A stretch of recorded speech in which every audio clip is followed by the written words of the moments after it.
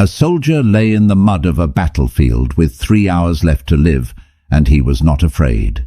He had seen men die badly, screaming, begging, clawing at the ground like it could hold them here a little longer. He had promised himself he would not die like that. So, when the wound came, he did not fight it. He looked at the sky, felt the cold spreading up through his legs, and thought about the only thing that ever mattered. Not how long he lived, but how well he had lived. That soldier never wrote a book. Nobody remembers his name. But the Stoics who came centuries after him would have called him a philosopher, because he understood something most people spend their whole lives avoiding. Truth does not knock softly. It does not wait for a good time. It shows up uninvited, usually when you are weakest, and it forces you to look at things you would rather ignore. The old Stoics built their entire philosophy around facing these truths early, on purpose, before life forced them on you at the worst possible moment. Zeno, Cleanthes, Chrysippus, Epictetus, Seneca, Marcus Aurelius. Different centuries, different lives, same core teaching. The person who understands reality clearly suffers less than the person who has to be surprised by it. Today, you are getting 11 of those truths. Not comforting ones, not the kind that make you feel good for 5 minutes and change nothing. The kind that rearrange how you see your life once you actually let them in. There is a difference between hearing something and letting it change you. Most people hear a hard truth, nod, feel a brief flicker of recognition, and then return to the exact same habits an hour later. That is not what this is for. Each truth below is meant to be tested against your own life, not just absorbed as an interesting idea. Where does this show up for you specifically? What decision would look different if you actually believed this? That question is where the real value lives, not in the words themselves. Some of these will sting. Good. That means they are doing their job. Truth 1. Comfort is quietly making you weaker. Comfort feels like safety. It is actually the opposite. Every soft chair, every easy shortcut, every problem you avoid instead of solve is a small transaction. You trade a little strength for a little relief, and you do not notice the price until the day life demands strength you no longer have. The old Stoics trained for hardship on purpose. Seneca kept old, plain clothes and simple food in his house, not because he was poor, but because he wanted to remind his body what it felt like to need less. He wanted discomfort to stay familiar, so it could never again be used against him as a threat. Seneca said, "He who has anticipated the coming of troubles takes away their power when they arrive." Think about what that means. Fear of hardship is often worse than hardship itself. The soldier who has practiced hunger does not panic when food runs low. The person who has practiced discomfort does not panic when comfort disappears. But the person who has spent years avoiding every hard thing collapses the moment life stops cooperating. Look at your own life honestly. How many hard conversations have you postponed? How many uncomfortable workouts have you skipped? How many difficult decisions have you outsourced to someone else because making them yourself felt like too much weight? Each one of those choices felt like relief in the moment. Stacked together, they build a person who cannot handle friction. This is not a call to make your life miserable. It is a call to stop flinching from every small hardship. Because the ones who flinch from small hardship are the ones who break under big hardship. Musonius Rufus, one of the teachers who shaped Epictetus, used to tell his students to seek out some discomfort voluntarily. Cold water instead of warm, a short walk instead of a ride, a plain meal instead of an indulgent one, not for punishment, for training. Muscles you do not use disappear. The same is true of your ability to endure. The brutal truth is this: the version of you that avoids everything difficult is not protecting itself. It is quietly getting weaker every single day, and it will not find out how weak until the day it desperately needs to be strong. Modern life has made this trap easier to fall into than ever before. Food arrives at the door. Entertainment plays automatically before you even finish deciding what to watch. Every friction point in daily life has been engineered away by someone trying to sell convenience. None of that is evil on its own, but stacked together across years, it quietly removes every small chance you had to practice enduring difficulty.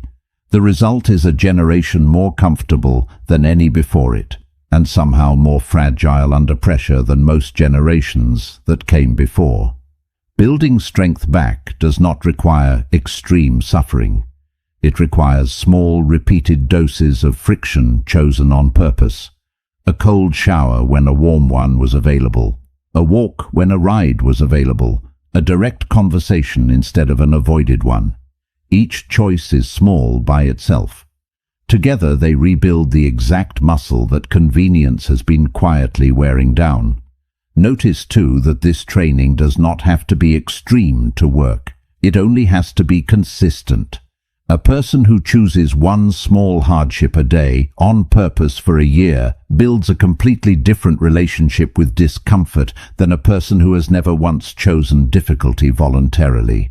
The body and mind adapt to whatever they repeatedly practice. Practice ease, and ease becomes fragile. Practice friction, and friction becomes manageable. Comment the words below if you feel this one. I choose hard. Truth 2. Nobody is coming to save you. There is a moment everyone eventually reaches, the moment they realize the rescue is not coming. Nobody is going to walk in and fix the situation for them. No mentor, no parent, no lucky break, no perfect circumstance arriving right on time. This sounds harsh, but it is actually freeing once you accept it, because waiting to be rescued is a slow way to waste a life. Epictetus grew up enslaved. He had every excuse in the world to wait for someone else to change his situation. Instead, he built an entire philosophy around a single idea. Some things are within your control and some things are not, and your job is to master the first category completely and stop wasting energy on the second. Epictetus said, "No man is free who is not master of himself." Waiting to be saved puts your freedom in someone else's hands. It hands your future over to luck, and luck is not loyal to anyone. This does not mean you cannot ask for help. It means you cannot build your entire plan around help arriving. The people who build real strength are the ones who assume they are on their own, and then treat any support they receive as a bonus, not a requirement. Look at how this plays out in ordinary life. Someone waits for the economy to improve before they start saving. Someone waits for motivation before they start training. Someone waits for the right moment before they start the business, the book, the conversation that matters. The waiting feels responsible. It is actually a hiding place. Cato the Younger, a man the Stoics admired for his stubborn independence, refused again and again to bend his principles for convenience, even when bending would have made his life far easier. He did not wait for Rome to become the city he wanted. He acted according to his own standard, regardless of what Rome did around him. That is the real lesson here. Stop outsourcing your responsibility to circumstances outside your control. The weather will not save you. The economy will not save you. Other people's opinions of you will not save you. Only your own decisions, repeated daily, build the life you actually want. Look at how often this shows up in small, quiet ways. Someone waits for a manager to finally notice their effort instead of asking directly for the recognition or the raise they have earned. Someone waits for a partner to change without ever naming what needs to change. Someone waits for confidence to arrive before they take the action that would have built the confidence in the first place. In every one of these cases, the waiting feels like patience. It is actually a way of avoiding responsibility for a decision that was always theirs to make. Once you accept that nobody is coming, something strange happens. The waiting stops. You start acting like the one person whose decisions actually shape the outcome, because that is exactly what you are. This truth also changes how you handle disappointment when help does not arrive. Instead of feeling betrayed that nobody stepped in, You simply adjust and keep moving, because you never built your plan on their arrival in the first place. That single shift removes an enormous amount of resentment from daily life. You stop keeping a silent tally of who should have helped and did not, because the entire premise of the tally depended on an expectation you have already released. Type this out if you are ready to stop waiting. I save myself. Truth. 3. You will be forgotten faster than you think. This one is hard to sit with, but it is true, and the Stoics wanted you to know it early rather than discover it too late. Most people who worry endlessly about their reputation are optimizing for something that has an expiration date far shorter than they imagine. Names fade. Achievements get absorbed into history and lose their sharp edges. Even people who once ran empires became footnotes within a few generations. Marcus Aurelius, a man who ruled most of the known world, wrote to himself constantly about how quickly fame disappears. He understood that even the emperors before him, men once treated like gods, were already half forgotten by his own time. Marcus Aurelius said, "Very soon you will have forgotten the world, and very soon the world will have forgotten you."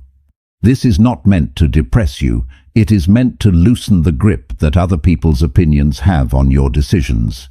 If you are going to be forgotten either way, then living for approval is a strange use of a short life. You might as well live according to what you actually believe, since the applause will not outlast you regardless. Think about how much energy goes into managing how others see you. The careful posts. The performance at work designed for an audience rather than for the task itself. The anxiety over what people will think of a decision that is really nobody's business but your own. All of that energy is being spent trying to control something that time will erase anyway. The Stoics were not nihilists. They did not believe nothing mattered. They believed the opposite. Because time erases fame, what matters is not how long you are remembered, but how honestly you lived while you were here. Character outlasts memory, even when memory forgets the name attached to it. Stop building your life around an audience that will not remember you in 50 years. Build it around a standard you can respect while you are still the one living it. There is something quietly freeing in this for people who struggle with perfectionism. If a small mistake feels unbearable, it usually helps to zoom out. In 100 years, nobody will remember the typo, the awkward comment, the decision that felt catastrophic at the time. The weight you assign to being seen a certain way almost always outlives its own usefulness. Once you accept how quickly the audience forgets, you can stop rehearsing your life for their approval and start living it for your own sake instead. This is also a useful filter for decision-making. When facing a choice between what looks impressive to others and what actually aligns with your own values, remember that the impressed audience has a short memory and an even shorter attention span. The decision that respects your own standard will still matter to you in 10 years. The decision that impressed a room will likely be forgotten by that same room within a week. Comment this if you are done performing for people who will forget you anyway. I live for truth. This truth also reshapes how you handle old memories that still carry weight, moments from years ago that people barely think about anymore, but that you still replay with embarrassment. If the world forgets the achievements, it has almost certainly forgotten the small mistakes too. Holding on to shame for something nobody else remembers is a strange way to spend energy that could be aimed at the life still ahead of you. Truth. 4. Fairness was never promised to you. Somewhere along the way, most people absorb a quiet belief that life is supposed to be fair. Good behavior gets rewarded. Bad behavior gets punished. Effort always pays off eventually. Nobody explicitly teaches this belief, but it hides underneath a lot of daily disappointment. The Stoics rejected this belief completely, and it freed them from a huge amount of unnecessary suffering. Seneca watched good men suffer and bad men prosper constantly under a corrupt emperor, and he still built one of the calmest philosophies in history. not because he was naive about injustice, but because he stopped expecting the universe to run on a scoreboard it never agreed to keep. Seneca said, "Nothing to my way of thinking is a better proof of a well-ordered mind than a man's ability to stop just where he is and pass some time in his own company." That quote sounds unrelated to fairness until you understand the context behind it. Seneca was writing to a friend about how much peace comes from stopping the constant external comparison. Comparing your effort to someone else's reward is exactly the trap that fairness thinking creates. You worked hard and got little. They worked less and got more. That comparison will eat you alive if you let it. Life was never a contract that guarantees outcomes match effort. Weather does not care if your crops deserve rain. Illness does not check your resume before arriving. Opportunity does not always find the most qualified person first. This is not an excuse to stop trying. It is a release from the exhausting belief that you are owed something just because you behaved well. Do the right thing because it is right, not because you expect the universe to pay you back for it. The moment you stop demanding fairness from a universe that never promised it, you stop being blindsided by every disappointment life delivers. A lot of modern frustration comes from exactly this broken expectation. Someone works years at a job and gets passed over for a promotion they were sure they earned. Someone treats a friend with total loyalty and gets betrayed anyway. Someone raises a family with care and still watches things go sideways despite doing everything right. None of that means effort is worthless. It means effort was never a guarantee, only a factor.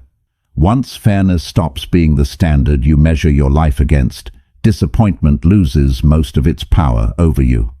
There is also a quiet danger in fairness thinking that rarely gets discussed. It can slowly turn into bitterness if left unchecked, a running resentment against a world that never signed the contract you assumed it signed. Bitterness does not punish the world. It only punishes the person carrying it day after day, while the world continues on completely unaware of the grudge. Releasing the demand for fairness is not weakness. It is one of the few genuine shortcuts to peace that actually exists. Drop this in the comments if you are letting go of the scoreboard. I expect nothing. Truth 5. Your feelings lie to you often. Feelings arrive with total confidence. Fear feels like danger. Anger feels like justice. Anxiety feels like preparation. None of that confidence means the feeling is accurate. The Stoics were some of the first thinkers to separate a feeling from a fact, and that separation is one of the most useful tools they ever built. Chrysippus, who organized much of early Stoic thought into a formal system, argued that emotions come from judgments, not from events themselves. Two people can face the identical situation and have completely different emotional reactions because the emotion is built from the interpretation, not from the raw event. Epictetus said, "Men are disturbed not by things, but by the opinions they have of things." This single idea can change how you move through an entire day. A sharp email from your boss does not automatically mean disaster. Your mind adds that meaning on top of the event. A friend not replying quickly does not automatically mean betrayal. Your mind adds that story to fill the silence. Once you notice this pattern, you can start questioning your emotional reactions instead of obeying them instantly. Ask what actually happened. Separate from the story your mind attached to it. Often the raw event is far smaller than the emotional weight you gave it. This does not mean suppress your feelings. Suppression creates its own damage. It means investigate them. Treat a strong emotional reaction as information worth questioning, not as a verdict you must immediately follow. The fear that says quitting is the only option might be wrong. The anger that says cutting someone off is the only option might be wrong. Check first, react second. Feelings are real. They are not always accurate. Learning the difference is one of the quietest forms of power a person can develop. A simple habit can build this skill over time. When a strong emotion hits, pause before acting on it and name exactly what happened in plain, neutral language, separate from the interpretation your mind immediately attached to it. The email said the deadline moved up. That is the event. The story your mind added, that your boss thinks you are incompetent, is a separate layer, and often an inaccurate one. Practicing this separation daily does not eliminate emotion. It simply stops emotion from making every decision on your behalf. Over time, this habit changes the entire texture of a person's inner life. Instead of being pulled around by every emotional spike, you develop a small pause between the feeling and the action, and that pause is where all real choice actually lives. Without it, you are simply reacting. With it, you are deciding. Type the words below if you are learning to question your feelings instead of obeying them blindly. I question first. Truth 6. Time does not wait for your readiness. Everyone has a version of the plan that starts later. Later when things calm down. Later when there is more money. Later when confidence finally arrives. Time does not know about that plan, and it does not pause for it. Seneca wrote an entire letter about how carelessly people spend time compared to how carefully they guard their money. People will fight over a few coins and hand over entire years without a second thought. Seneca said, "It is not that we have a short time to live, but that we waste a lot of it." The brutal part of this truth is not that time runs out. It is that most of the waste happens quietly, in small decisions nobody notices in the moment. An extra hour of scrolling, a conversation postponed for the 10th time, a goal delayed until circumstances feel perfect when circumstances were never going to arrange themselves for you. Readiness is a myth built to protect you from the discomfort of starting before you feel prepared. Nobody feels fully ready. The soldier does not feel fully ready before the battle. The parent does not feel fully ready before the child arrives. Readiness is manufactured through action, not waited for in advance. The Stoics treated each day as a complete unit, not a rehearsal for some future day when life would finally begin. Marcus Aurelius reminded himself constantly that the present moment is the only one he actually owned. The past was gone. The future was not guaranteed. Only the current hour was real, and it deserved full attention instead of being spent waiting for a better one. Stop treating your life like the opening credits before the real movie starts. This is the movie. It has been running the entire time you were waiting to feel ready. Most people carry a mental folder of things saved for someday. Someday they will call that old friend. Someday they will start the business. Someday they will finally rest properly instead of running on empty.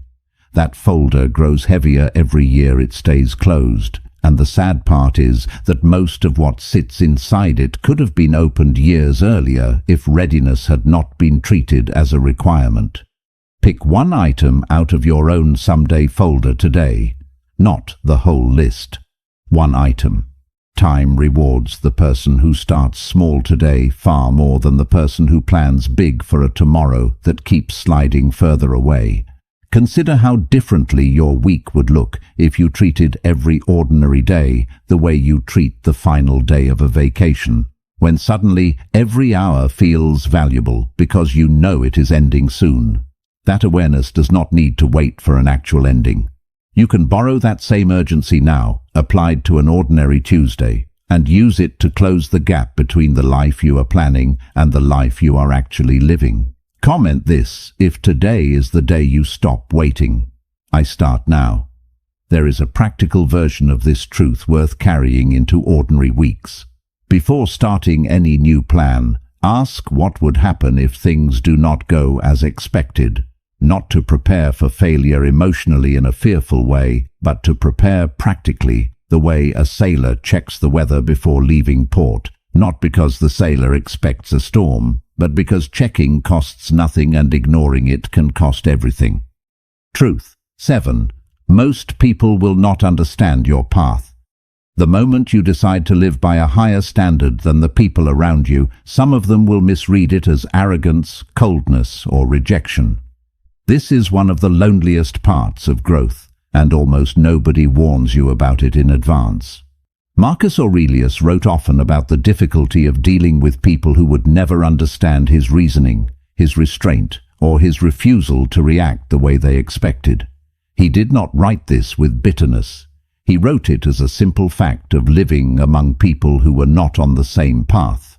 Marcus Aurelius said, "Waste no more time arguing about what a good man should be. Be one." That line matters because it points away from convincing people and towards simply living the standard yourself. You do not need everyone to understand why you stopped drinking, why you stopped gossiping, why you stopped chasing approval, why you started guarding your time so carefully. Understanding was never required. Only your own consistency was required. Some relationships will thin out when you change. Some people preferred the version of you that matched their habits. This is not always malice on their part. People are often just comfortable with the familiar, and your growth disrupts that comfort without you intending to disrupt anything. The Stoics accepted this as the cost of living deliberately instead of living to be understood. Zeno of Citium built an entire school of thought that was mocked in his own time by rival philosophers, and he kept building it anyway because he was not trying to win a popularity contest. He was trying to describe reality accurately. You will not get full understanding from everyone around you, and chasing that understanding will slow down every meaningful change you try to make. Walk the path because it is right for you, not because you have convinced the whole room to walk beside you. This can be hardest inside families where old versions of you are the most deeply expected to stay in place. A relative may resist your new boundaries, your new discipline, your new refusal to engage in old arguments simply because those changes disrupt a dynamic they had grown used to. That resistance is not always proof you are doing something wrong. Often it is proof you are doing something different, and different unsettles people who preferred the predictable version of you. Respect them. Stay kind. But do not shrink back into the old pattern just to restore their comfort at the cost of your own growth. Over time, most of the people worth keeping around eventually adjust to the new version of you, or they were never the right people to keep close in the first place. Either outcome is fine. What is not fine is shrinking your own growth down to a size that keeps everyone comfortable, because that size is almost always smaller than the size you were capable of becoming. Comment below if you are walking your path even without full understanding from others. I walk alone. Truth 8. Effort without aim is wasted motion. Working hard feels virtuous. It is not automatically useful. A person can spend enormous energy every single day and still end up nowhere, simply because the effort was never aimed at anything specific. Seneca compared this to a ship without a destination. No wind is favorable to a ship that does not know which port it is heading toward. Seneca said, "If a man knows not to which port he sails, no wind is favorable." This is one of the more overlooked Stoic ideas, because Stoicism gets reduced sometimes to just enduring hardship quietly. The philosophy was never only about endurance, it was also about direction. Enduring the wrong path with great discipline still leads you to the wrong destination. Look honestly at your own effort. Are you working towards something specific, or are you simply staying busy because busy feels safer than sitting still and deciding what actually matters? Busy work can become its own hiding place, a way to feel productive without confronting the harder question of what you are actually building toward. The Stoics practiced regular reflection for exactly this reason. Marcus Aurelius wrote to himself nightly, reviewing what he had done and whether it matched the values he claimed to hold. Not to punish himself, but to correct course before drifting too far. Without that regular check, effort tends to drift toward whatever is loudest and most urgent, rather than what is actually important. Deadlines get chased. Distractions get answered. Meanwhile, the real goal, the one that actually matters 5 years from now, gets pushed aside because it never screamed loud enough to demand attention today. Aim your effort deliberately. Ask, before you exhaust yourself, whether this direction actually leads somewhere you want to end up. Motion without direction is just tired standing still. A useful practice here is a short weekly check, sitting down and asking whether the last 7 days actually moved you toward the outcome you claim to want, or whether they were simply filled, not judged harshly, just checked honestly. If the answer keeps coming back the same distractions, eating the same hours, that repetition itself is valuable information. It shows exactly where effort is leaking out through the sides instead of moving forward. Direction does not have to be grand to be real. It can be as simple as one clear priority for the coming month, held firmly enough that smaller distractions have to earn their way into your schedule instead of automatically taking it over. A ship with even a modest destination will still outperform a ship with none at all, regardless of how strong the wind happens to be. Type this if you are done confusing busy with productive. I aim with purpose. Truth 9. You cannot control what happens to you. This truth sits at the center of everything the Stoics taught, and it is worth hearing again in a new way, because most people accept it in theory and ignore it completely in practice. You do not control the traffic, the diagnosis, the layoff, the storm, the stranger's rudeness, or the outcome of most things you care about. You control your judgment about them, your response to them, and the effort you bring afterward. That is the entire list. Epictetus opened his teaching with exactly this division, because he believed almost all human suffering comes from confusing the two categories, trying to control the uncontrollable and neglecting the controllable. Epictetus said, "Make the best use of what is in your power, and take the rest as it happens." Notice the second half of that line. Take the rest as it happens, not fight the rest, not demand the rest bend to your preference. Take it the way you take weather, the way you take the tide. This is not passivity. The Stoics were not telling you to stop trying. They were telling you exactly where to place your effort, so it stops being wasted on things that will never respond to it. You cannot control whether the client says yes. You can control the quality of your proposal. You cannot control whether your body ages. You can control how well you care for it today. Once you stop pouring energy into the outcome column and start pouring it entirely into the effort column, something shifts. Anxiety drops, not because the world got safer, but because you stopped fighting battles you were never equipped to win in the first place. Think about how this plays out with something as serious as a health scare. A diagnosis is not within your control. Whether you follow the treatment plan carefully, whether you rest when your body asks for rest, whether you keep a steady mind through the process, all of that is within your control. Two people can receive the same difficult news and live through it completely differently, not because one is luckier, but because one keeps fighting the diagnosis itself, while the other channels all their energy into what can actually be influenced. This same principle applies to smaller frustrations that eat up far more daily energy than a health scare ever will. Traffic, a delayed flight, a rude stranger. None of it responds to your frustration. The car ahead of you does not move faster because you are angry. The plane does not depart sooner because you are anxious.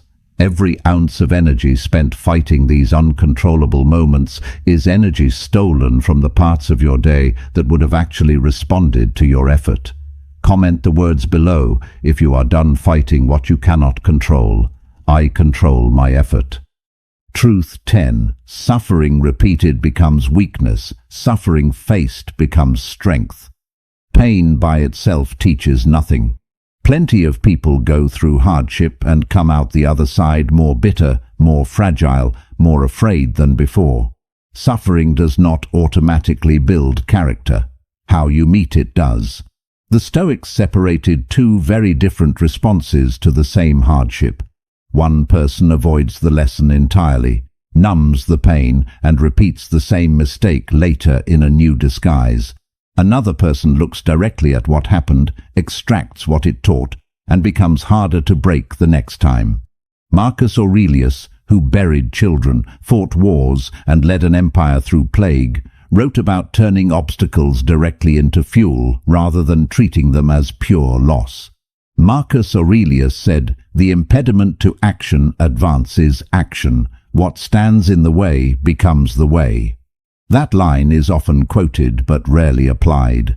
Applying it means actually sitting with a failure long enough to understand what it revealed about you, instead of rushing to feel better and moving on before the lesson lands. It means treating a broken relationship as information about your own patterns, not just bad luck that happened to you.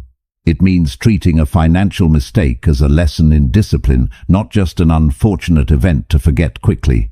This is uncomfortable work. It is much easier to distract yourself after pain than to study it. But the people who actually grow stronger through hardship are almost always the ones who did the harder thing. They looked directly at what happened and asked what it was trying to teach them. Suffering that is only endured and never examined leaves you the same person, just more tired. Suffering that is examined and applied leaves you a different person entirely, one who cannot be broken by the same thing twice. A simple way to start this practice is writing down, honestly, what a hard event revealed about you, rather than only what it took from you. A failed business might reveal a pattern of avoiding hard conversations with partners. A painful breakup might reveal a habit of ignoring warning signs early on. The event itself cannot be changed after the fact. What you extract from it can shape every decision that comes after it. This is why two people can go through the exact same divorce, the exact same job loss, the exact same betrayal, and come out on completely different paths. One treats it purely as damage to survive and forget as quickly as possible. The other treats it as raw material, uncomfortable but useful, something to be studied honestly until it yields a lesson worth keeping. The event does not decide which path you take. Your willingness to examine it does. Comment this if you are ready to turn your hardest moments into strength instead of scars. I grow stronger. Truth 11. This life ends, and that is the point. Every single person reading this will die. That sentence sounds harsh out of context, but the Stoics considered it one of the most useful facts a person could carry with them daily, not because it is depressing, but because it is clarifying. Marcus Aurelius kept the thought of death close, not out of fear, but as a filter for deciding what actually mattered. If this were the last conversation, would you still waste it on complaint? If this were the last project, would you still treat it carelessly? Death was not a threat to him. It was a measuring stick for how seriously to take the present moment. Marcus Aurelius said, "You could leave life right now. Let that determine what you do and say and think." This is not meant to frighten you into anxiety. It is meant to strip away the illusion that you have unlimited time to get around to the things that matter. The apology you have been putting off. The conversation you have been avoiding, the version of yourself you keep promising to become someday. Someday is not guaranteed. Today is the only guarantee you actually have. The Stoics did not fear death because they understood it as a natural part of the same order that gave them life in the first place. Fighting that order only produces suffering. Accepting it and using its certainty as motivation to live fully now produces something closer to peace. This is the final truth because it holds all the others together. Comfort is temporary, so build strength while you can. Rescue is not coming, so act while you are able. You will be forgotten, so live by your own standard now.